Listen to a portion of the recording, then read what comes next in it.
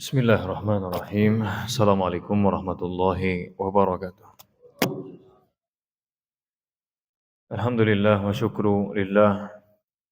Wassalatu wassalamu ala rasulillah wa ala alihi wa ashabihi wa mawalah. Wa la hawla wa la quwwata illa billah. Wa asyhadu an la ilaha illallah wahdahu la syarika lah. Wa asyhadu anna Muhammadan abduhu wa rasuluh amma ba'd.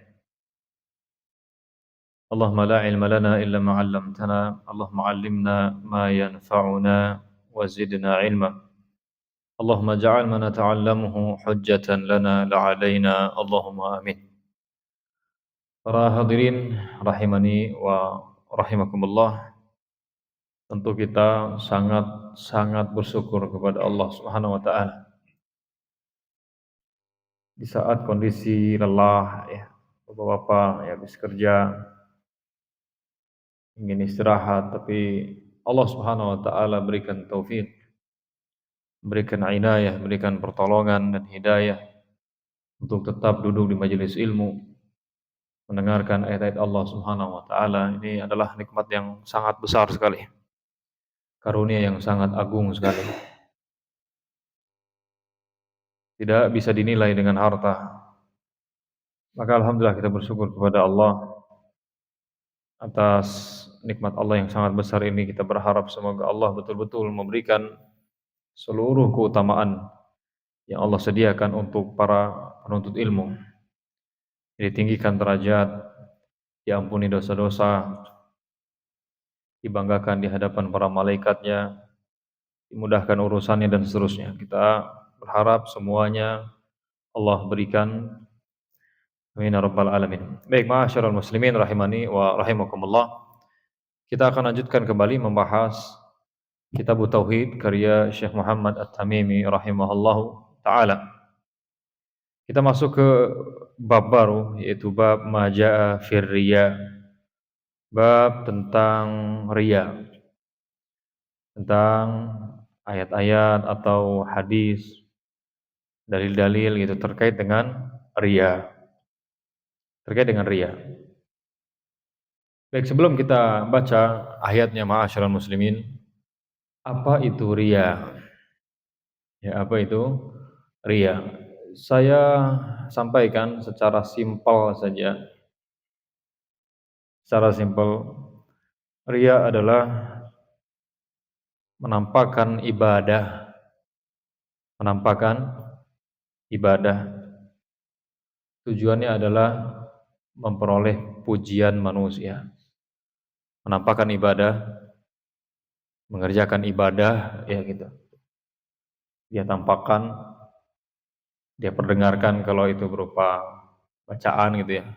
Intinya dia menampakkan ibadah, tapi ingat tujuannya adalah memperoleh pujian dari manusia. Jadi seseorang dikatakan atau seseorang tergelincir kepada riya apabila dia jatuh kepada dua ini. Ingat, harus terpenuhi dua ini. Kalau salah satu tidak terpenuhi maka bukan riya. Jadi apa tadi Pak? Menampakkan ibadah. Tujuannya dapat pujian. Jadi kalau seandainya ada orang dia menampakkan penampilan yang indah, penampilan atau kendaraannya yang bagus, ya dia modif gitu ya. Ditampakkan supaya orang memujinya. Ini masuk riya kan? Menampakkan motor modifan itu ibadah enggak? Bukan ibadah. Berarti masuk riya enggak? Terpenuhi enggak syarat ini? Pertama, enggak terpenuhi. Enggak terpenuhi. Jadi riya itu menampakkan ibadah. Nah, tujuannya mendapat pujian manusia. Ini riya. Jadi harus terpenuhi dua syarat. Jadi kalau bukan menampakkan ibadah, ya dia menampakkan rumahnya, dia memperlihatkan apa yang dia miliki kepada orang-orang. Sekalipun dia tujuannya supaya dapat pujian, dapat kata wah gitu ya, itu bukan riya. Dan itu sah-sah saja. Selama seseorang dia mungkin niatnya untuk menampakkan nikmat Allah yang Allah berikan kepada dia, maka enggak masalah. Justru itu ibadah. Justru itu apa? Ibadah. Termasuk ibadah adalah tahaddus bi ni'matillah, menyampaikan nikmat yang Allah berikan kepada kita, memperlihatkan nikmat yang Allah berikan kepada kita. Tentunya ya kepada orang-orang yang senang dengan kita gitu ya. Ini termasuk ibadah.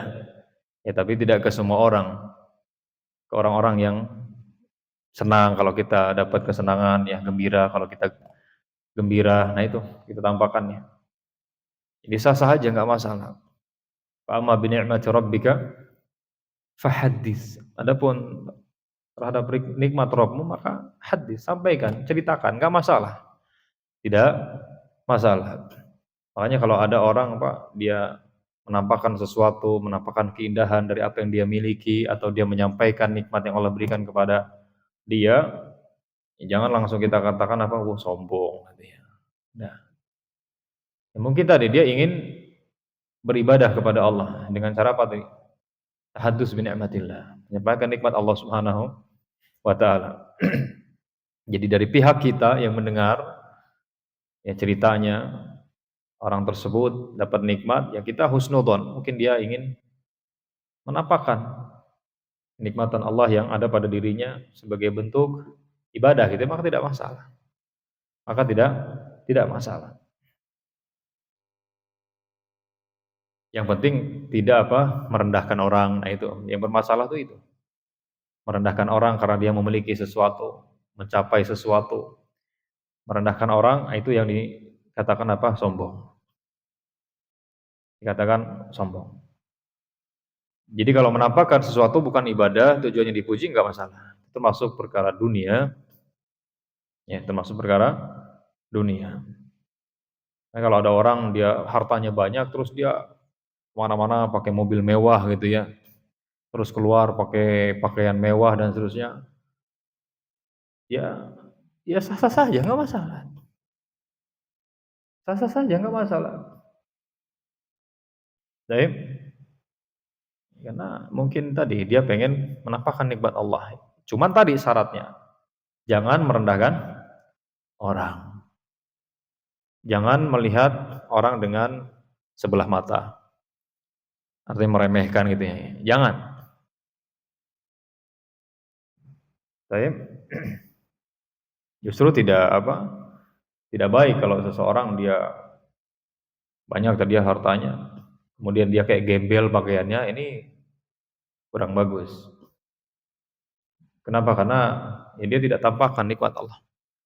Disebutkan dalam hadis yang sahih, Nabi sallallahu alaihi wasallam bersabda bahwa Allah Subhanahu wa taala mencintai hamba yang apa? Yang apabila diberi nikmat dia tampakkan. Allah senang ya melihat efek atau asar dari nikmat Allah yang Allah berikan kepada si hamba tersebut. Baik, nah sekarang syarat kedua apa tadi Pak? Syarat kedua adalah mendapatkan pujian. Oke, sekarang yang ditampakkan ibadah. Seseorang sholat contohnya. Dia sholat, dia tampakkan. Iya sholat, dia tampakkan. Mungkin sholat sunnah lah. Sholat sunnah di masjid, dia tampakkan. Ada orang di belakangnya duduk gitu yang ngobrol atau di sampingnya, ya dia melakukan ibadah yang nampak. Nah, kalau seandainya tujuannya apa? Supaya dipuji, dia bagus-bagusin gitu ya. Dia bagusin. Maka ini masuk kategori apa? Riya. Ada orang dia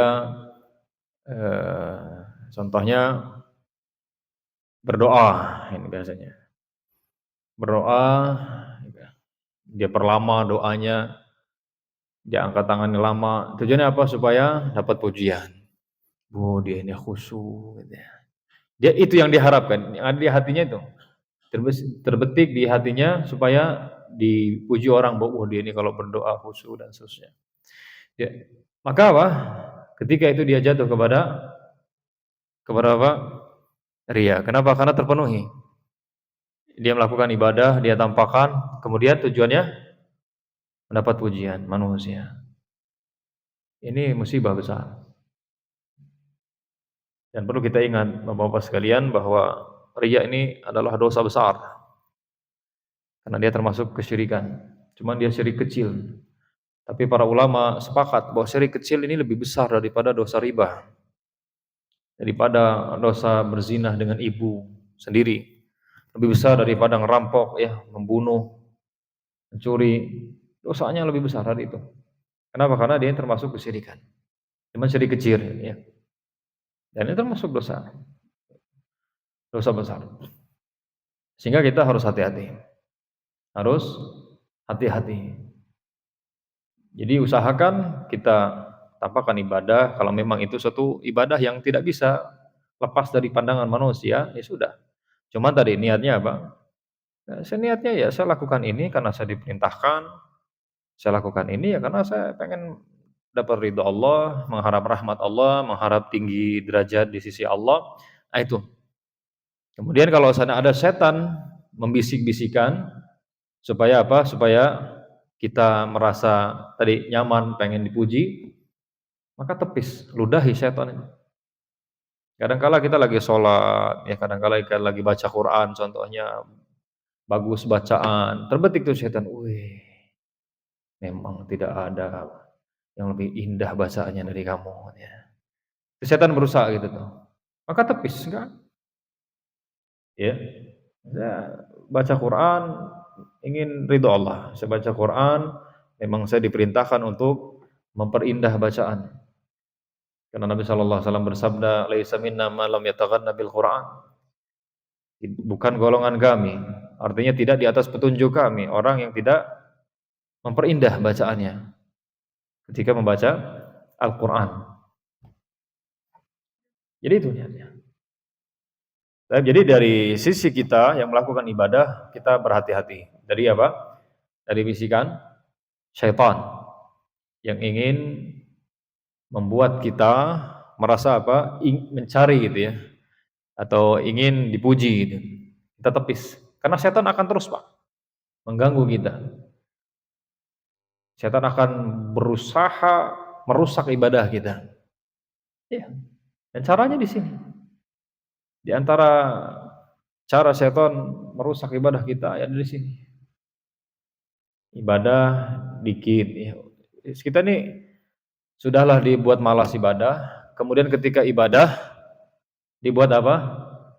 Tadi rusak dengan cara bisik-bisikan supaya enggak khusyuk. Dibisik-bisikan ketika udah mulai khusyuk, mulai nikmat, masuk tuh setan juga. Bisik-bisikin. Wah, Masya Allah, kamu sholatnya luar biasa. Indah sekali. Oh, kamu Masya Allah. Nih, setan Masya Allah. Setan begitu, Pak. Ya, ya bisa.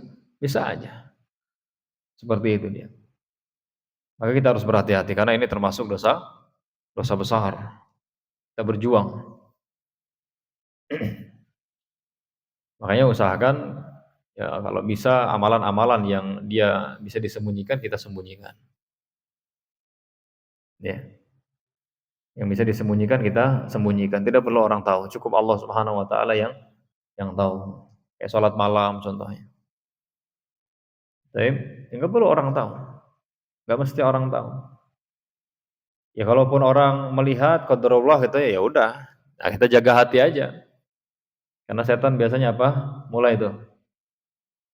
Ah, sudahlah kita berat berusaha berjuang untuk bangun contohnya.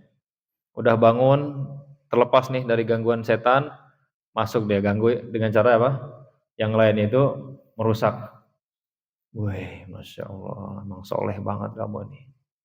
Mulai nanti dibisikin, tuh, daripada si fulan itu, daripada apa? Kawanmu itu, malas, mulai meremehkan, merendahkan. Itu setan, Pak, subhanallah. Sehingga membuat kita meremehkan orang. Membuat kita apa? Takjub terhadap diri kita. Yang pada akhirnya kita sombong, merendahkan orang. Ini musibah besar.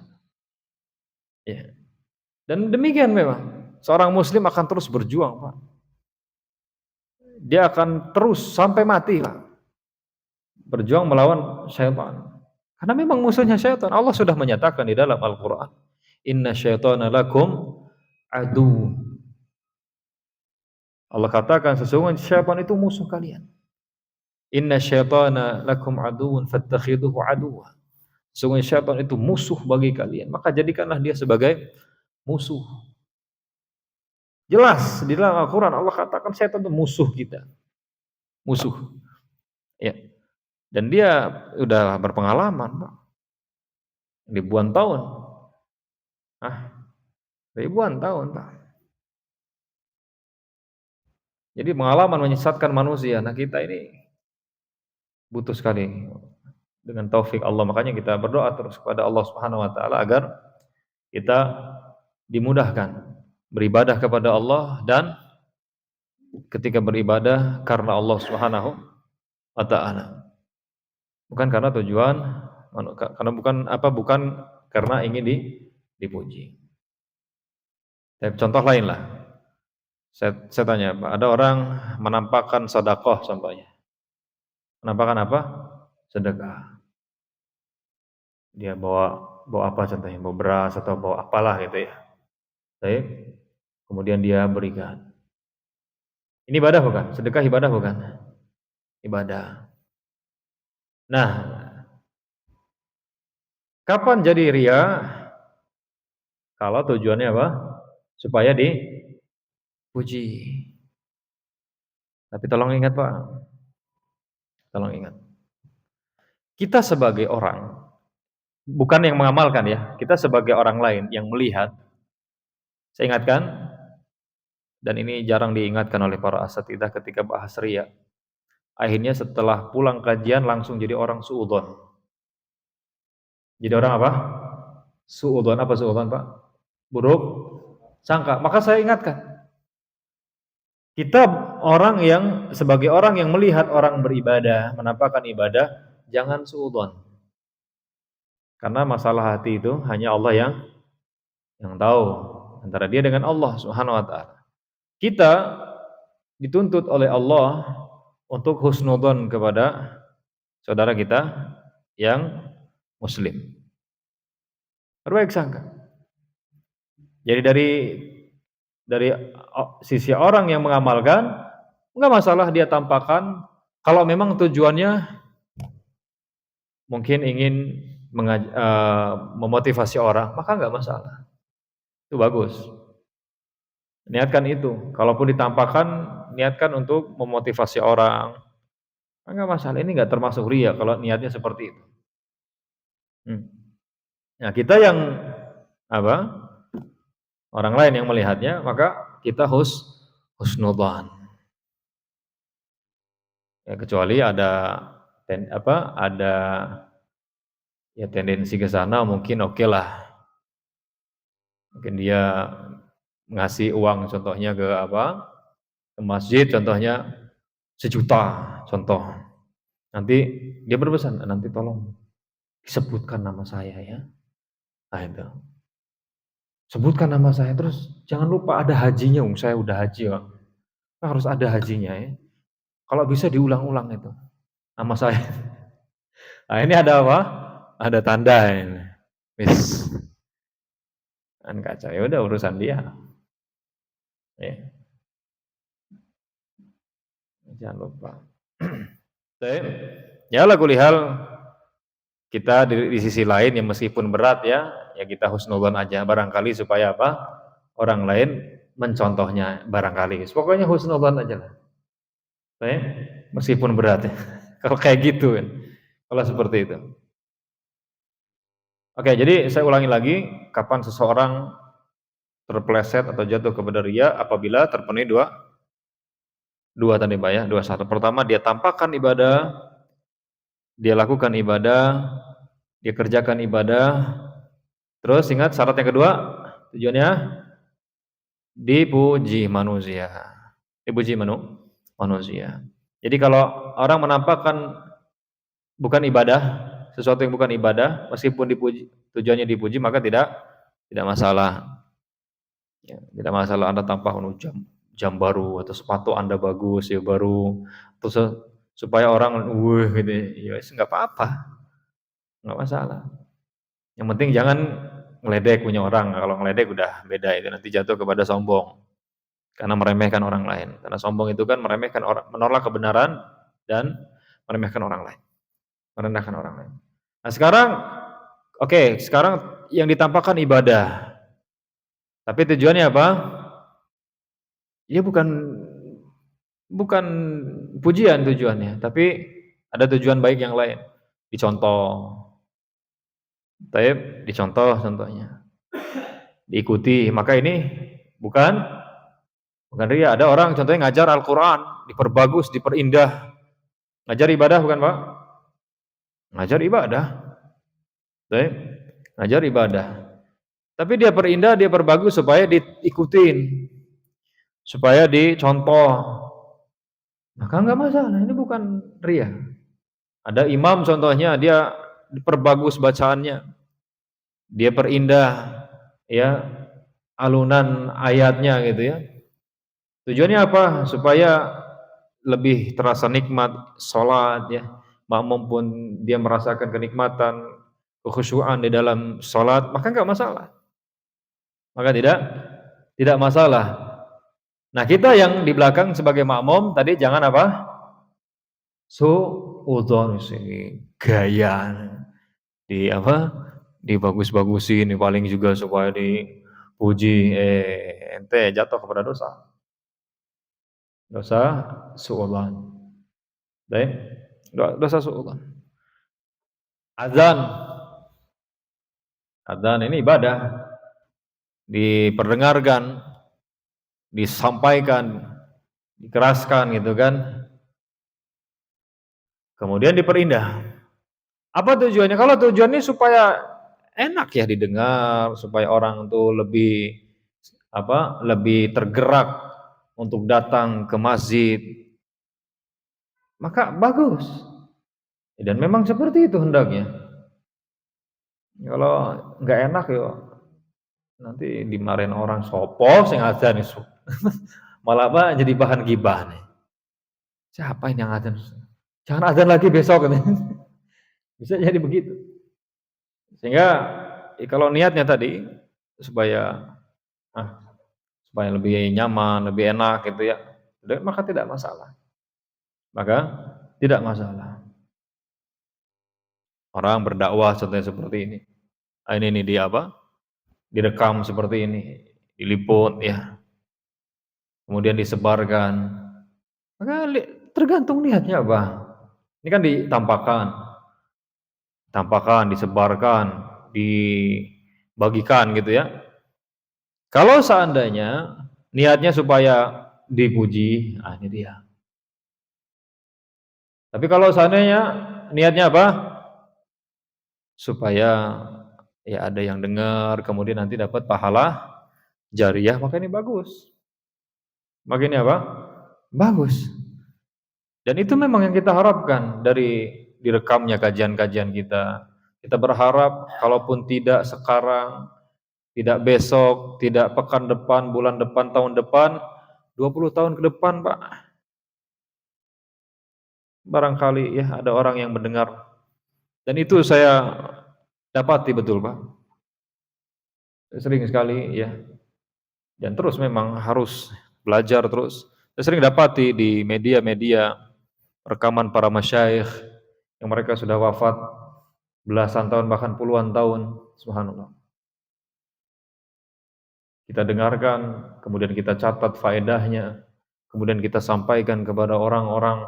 Mana pernah terpikir oleh syekh tersebut bahwa ternyata rekamannya didengarkan oleh seorang dai atau seorang penuntut ilmu kemudian disebarkan lagi. Dan itu sudah puluhan tahun. Maka kita berharapnya itu, Pak. Kalaupun nggak sekarang, nggak masalah. Nggak rame, contohnya yang nonton paling ya satu, itu pun yang rekam karena pengen pastiin gitu ya. Ada nggak nih suaranya? Satu, dua gitu ya. Yes, nggak apa-apa. Karena harapan kita ya Kalau nggak sekarang, ya itu bisa jadi anak kita nanti sebagai penerus, itu Pak. Jadi kita niatkan supaya apa? Dapat pahala jariah. Maka ini tidak masalah, bahkan bagus. Dan bahkan harus ya kalau saran saya ya, hendaknya diperbanyak. Makanya para ulama kita mereka memberikan wasiat, zahimu ahlal batil fi internet. Kamu ini juga apa? Lawanlah ahlul batil itu. Lawan mereka. Ini para ahlul batil dengan apa? Ikut juga di internet. Sebarkan kebaikan. Sebarkan video-video yang berisi nasihat, ayat-ayat, hadis, kebenaran. Nah, itu. Kalau misalnya kita tinggalkan, waduh, kasihan, kasihan. Apalagi ya kebanyakannya kan yang batil-batil, Pak. Karena itu yang laris, yang laku ya. Kalau yang nasihat-nasihat ya, oh, kasihan ya. Cuman ya intinya kita berjuang aja, berjuang. Baik, jadi itu definisi apa? Definisi ria. Sudah ingat Pak ya? Sudah Pak? Apa ria Pak? Mengerjakan ibadah, menampakkan ibadah, melakukan ibadah, tujuannya dipuji. Tujuannya dipuji. Oke, sekarang coba saya tanya Pak, ada orang di Ka'bah nih, di Masjidil Haram, belakangnya Ka'bah, terus dia foto. Cekrek, cekrek gitu. Sekarang, bisakah kita vonis, wah ini ria nih? Bisa? Sekarang itu ibadah enggak? Dia lagi umroh. Umroh ibadah enggak? Dia lagi tawaf. Tawaf ibadah? Ibadah. Dia tampakkan nih. Dia tampakkan, dia sebarkan. Ini ria bukan? Ya sekarang pertanyaan, kita tahu enggak maksud manusia, maksud orang, tujuan orang? Kan kita enggak tahu. Kita apa? Kita enggak tahu. Ya bisa jadi dia ingin mendoakan kaum muslimin, dia menampakkan nikmat bahwa dia dimudahkan oleh Allah untuk umrah. Kenapa sih kita selalu suudzon Pak? Saya sering sekali.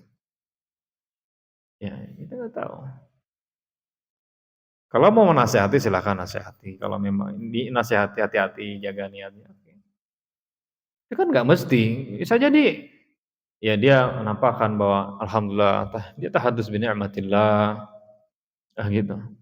Mendoakan orang di situ. Bisa aja. Boleh nggak kita Pak menampakkan kebahagiaan? Ya kita dimudahkan nih oleh Allah untuk melakukan sesuatu, terus kita tampakkan ke orang, ya boleh nggak masalah. Dan kebahagiaan mana Pak bagi seorang muslim yang lebih besar dari ini? Dimudahkan oleh Allah Subhanahu wa taala untuk umroh, untuk haji contohnya. Banyak orang sampai mimpi-mimpi belum sampai sana juga.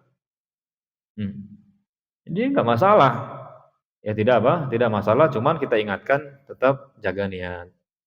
Kalau niatnya untuk apa? Menyimpan sebagai mengingat yang momen atau ngasih lihat orang tua atau saudara yang lagi di Indonesia pengen lihat, pengen tahu supaya nyenengin hati mereka, maka bagus. Maka bagus. Makanya saya kalau apa bimbing umrah itu, "Ayo Bu, silakan yang mau foto-foto sana. Barangkali mau dikirim ke keluarganya ya biar mereka senang gitu ya." Enggak masalah. Cuma niatnya tadi untuk nyenengin. Seperti itu. Baik. Cuma tadi kita tekankan jaga apa? Jaga niat. Jaga niat. Ya. Baik. Itu baru masuk ke definisi ya. Ini ayat-ayatnya belum dibahas. Belum dibahas.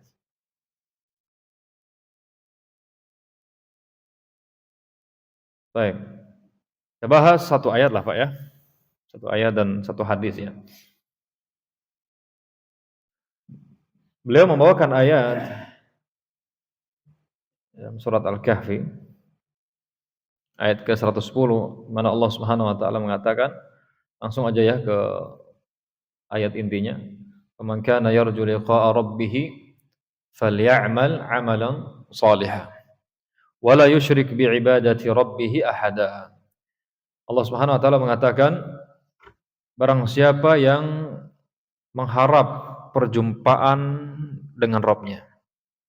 Barang siapa yang berharap berjumpa dengan Rabb-Nya atau perjumpaan dengan Allah Subhanahu wa taala. Karena dia rindu, Pak. Dia membaca, dia setelah mengenal nama-nama Allah, sifat-sifat Allah. Dia mengetahui bahwa nanti di surga orang-orang yang beriman akan memandang wajah Allah Subhanahu wa taala dan itu adalah nikmat yang paling besar. Nah, ini dia apa? Rindu. Dia ingin masuk ke dalam surga.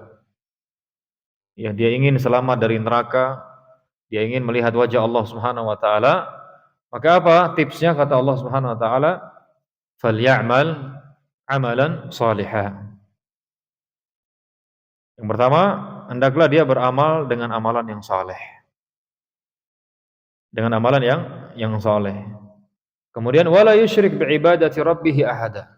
Kemudian jangan sampai dia mengikut sertakan selain Allah ketika beribadah kepada Allah Subhanahu wa taala. Artinya riya.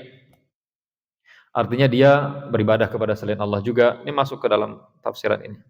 Jadi syaratnya dua, dia harus beramal soleh. Kata para ulama tafsir, maksudnya dia ketika beramal harus pastikan sesuai dengan apa yang diajarkan oleh Rasul. Amalannya, amalan ibadah ya.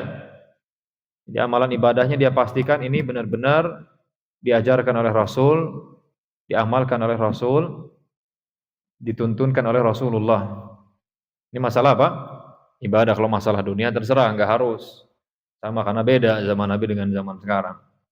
Enggak ada zaman itu pesawat, mikrofon, motor dan yang lainnya enggak masalah. Sekarang ada itu enggak masalah, berbeda karena itu masalah dunia. Jadi kita bahas masalah apa? Masalah agama, masalah ibadah yang kita yakini ini adalah amalan soleh mendekatkan diri kepada Allah, dapat pahala kalau melakukannya. Maka, nah ini harus kita pastikan. Ini bagian dari agama. Baik, karena kalau seandainya tidak termasuk bagian agama, kita yakini itu sebagai ibadah, itu tidak benar. Karena apa yang termasuk ibadah di zaman Nabi, ya ibadah juga zaman sekarang. Yang tidak termasuk ibadah di zaman Nabi, mau sampai hari kiamat pun itu bukan termasuk ibadah. Jadi harus beramal dengan amal yang soleh, artinya kata para ulama tafsir sesuai dengan tuntunan Nabi. Karena nanti ditolak kalau nggak sesuai dengan tuntunan Nabi, percuma, capek. Dan itu terancam dengan ancaman yang mengerikan. Kemudian, dan janganlah dia mengikut sertakan selain Allah ketika beribadah kepada Allah Subhanahu wa taala. Artinya jangan sampai dia menjadi orang musyrik. Kalau lagi senang, dia ibadah berdoanya kepada Allah, giliran paceklik kejepit, malah mintanya ke mana? Ke pohon, ke bebatuan gitu ya, ke kubur. Nah, ini musibah besar. Musibah. Minta langsung kepada Allah Subhanahu wa taala. Atau maksudnya riya, jangan sampai dia riya. Dia beribadah kepada Allah tapi apa? Di samping itu dia menginginkan pahala atau pujian ya dari selain Allah. Ini termasuk kebatilan. Ini dua tips ya. Bagi orang yang ingin berjumpa dengan Allah Subhanahu wa taala dengan selamat atau masuk ke dalam surga dengan selamat ini. Baik.